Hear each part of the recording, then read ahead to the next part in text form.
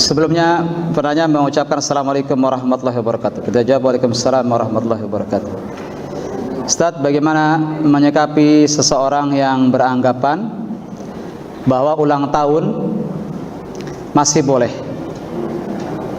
asalkan tidak tutup lilin, tidak tiup lilin, jika sekedar bersedekah, berdoa? Berarti dia menjadikan sedekah sebabnya hari ulang tahun. Saya tanya Pak, apakah begitu dalam syariat? Setiap ulang tahun ada dalam Al-Quran, dalam hadis? Setiap ulang tahun bersedekah. Baik, taruhlah dia tidak terkena tasyabbuh bil kuffar. Katakan dia tidak terkena larangan menyerupai orang kafir. Tapi amalannya dia menjadikan ulang tahun sebagai sebab dia bersedekah. Berarti dia telah menjadikan ulang tahun sebagai sebab dia bersedekah. Saya tanya, ini sesuai dengan syariat kalau begini? Syariat telah menentukan bahwa setiap ulang tahun sedekah. Begitu? Dalam Al-Quran, dalam hadis ada Pak? Lagi-lagi dia bilang, yang penting kan niatnya. Ini kalimat yang sering dipakai orang. Yang kan baik, sedekah. Kenapa saya dilarang? Sedekah silahkan lakukan. Tapi jangan dikait-kaitan dengan sebab yang tidak pernah syariat menjadikan itu sebagai sebab. 6 perkara yang kita barusan catat itu Pak, ini penting untuk disesuaikan dalam setiap ibadah kita. Jangan jadikan sesuatu sebagai sebab kalau syariat tidak menjadikan itu sebagai sebab. Maka sedekah kapan saja, baik saat susah maupun saat senang. Dan ulang tahun ini dari mana diambil Pak? Budaya ulang tahun ini dari siapa? Yahudi dan Nasrani, dua-duanya.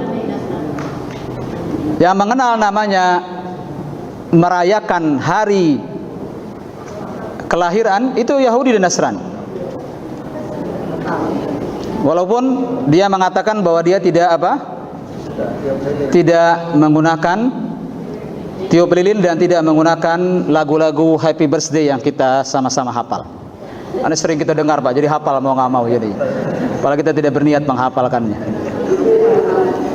Syariat tidak pernah menjadikan sebab hari lahir sebagai sebab untuk beribadah dengan ibadah tertentu. Tidak pernah dalam syariat.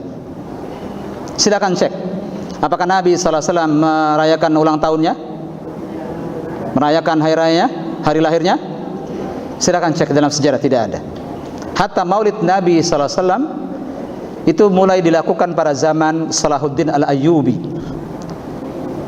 ratusan tahun setelah Nabi wafat. Itu pun yang melakukannya bukan Salahuddin Al-Ayyubi, tapi orang-orang di Daulah Fatimiyah. Ada negara waktu itu namanya disebut Fatimiyah. Mereka menisbatkan bahwa mereka cucu-cucunya Fatimah. Dan agama apa yang membesar-besarkan nama Fatimah, nama Ali, Hussein, Hasan? Agama apa ini? Dari Syiah. Salahuddin Al-Ayyubi datang ke Daulah Fatimiyah itu di Mesir. Perayaan-perayaan ini sudah banyak. Bukan Salahuddin Al-Ayyubi yang melakukan pertama kali Maulid Nabi sallallahu alaihi wasallam. Maka silakan dicek, tidak ada dari Nabi sallallahu alaihi wasallam, tidak ada dalam syariat kita. Walaupun banyak orang melakukannya, walaupun lagi-lagi pasti dia mengatakan, bukankah ini baik? Kan niatan saya baik. Lagi-lagi itu bahasa dipakai. Maka kita katakan kalau ini baik, demi Allah, kalau ini mengantarkan kepada surga, kalau ini berpahala, maka siapa yang pertama kali akan menunjukkannya buat kita? Tidak ada kebaikan kecuali sudah dijelaskan. Tidak ada keburukan kecuali sudah diperingatkan umat darinya. Maka ini jadi bukan perkara yang ringan jadinya, bukan perkara ini, perkara yang berat.